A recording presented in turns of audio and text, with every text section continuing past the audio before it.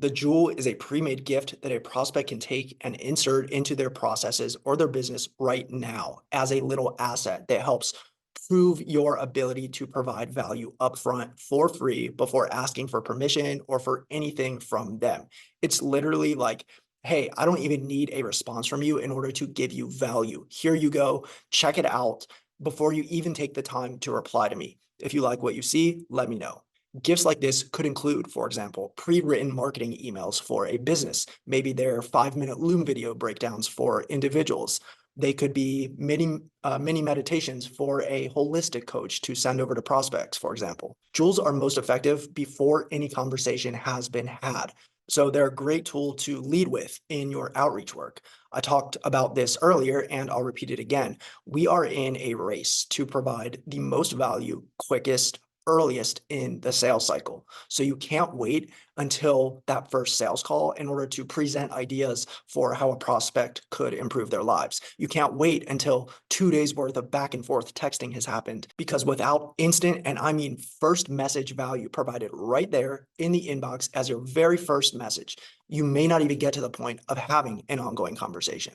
Now, you might be saying, Michael, I reach out to 250 people a day. I can't pitch all of them on a free gift because I can't make that many gifts that quick for all those people. What if 100 respond and say, yes, send it on over when I make that offer? In terms of systematizing this, the solution is to have one, an editable template, and two, an on-call assistant who can actually make these for you.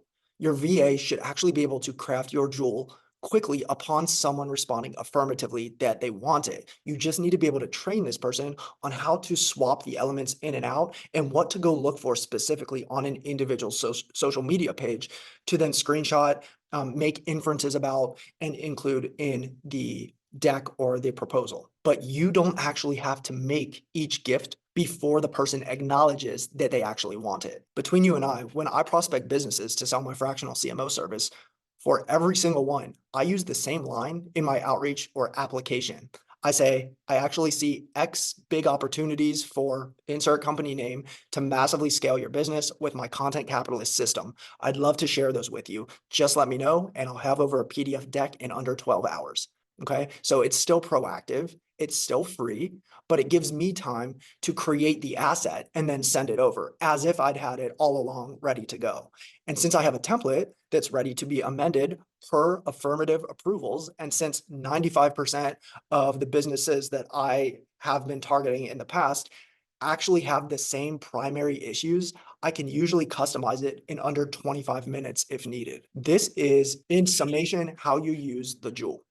Okay, let's drill down a little bit deeper and talk about the actual audit itself. And these really go hand in hand. The audit can be the 𝗓𝗢𝗢. The 𝗓𝗢𝗢 could also be something really, really simple and quick. It could actually be a generic offering like a bonus article or access to an online course that you had built, months ago that can still be a great resource to share with people. It just may not be actually personalized. So the goal with an audit is to actually go that extra mile and send something that includes custom elements and suggestions and recommendations for an individual. Most business coaches or consultants are probably best served using some sort of an audit. I also call it an eval, like an opportunity eval of the prospect's specific situation as their gift of choice upfront.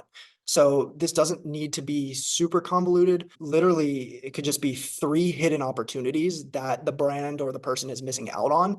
That's great. If you can customize it for them and it's actionable and you're spot on with the things that you're calling out to fix or that you will work with them on, that can be all you need, right?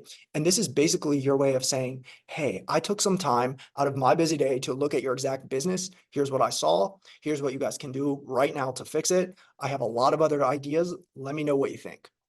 Now, this can actually be used twice. Once as a 1-page overview plus a Loom video with a couple of callouts, screenshots, and references to the prospect's business, and then amended pending a response from them with some feedback. And at that point, you can turn it into a full-fledged 10 to 12 to 14-page PDF proposal. So let's talk a little bit more about what that proposal might look like. So the PDF proposal is basically the whole package, right? It should consist of an intro, an overview, a roadmap, like a 90-day plan, a dedicated slide per recommendation or topic, a couple slides on you and how you help, a summary slide, and then an offer slide where you would basically outline a proposed deal with terms like length of the work scope, cost, and steps to close a deal. As mentioned, I do these for every business prospect that I'm pursuing. This is the extent to which you must be willing to go to earn the business of any client for almost any type of more complex or higher ticket or professional business or product. So the way that I run this is to create the asset in Google Slides, which is where I house my template. Usually takes, again, 20 to 30 minutes to pump this out. I will download it as a PDF, upload it to a file sharing tool like Google Drive, copy the share link, create a custom link on a link shortener tool. I use tinyurl or 𝗕𝗢𝗢𝗓𝗏, and then send it over to my point of contact. At that point, it's really just a matter of them reviewing it and responding. If they don't, I would say follow up 3 to 4 times, asking if they've had a chance to dive in. The next logical step after they do respond and after you've already given all of this incredible collateral is to move into the call or the close, which we will go into in more depth in the rest of this module.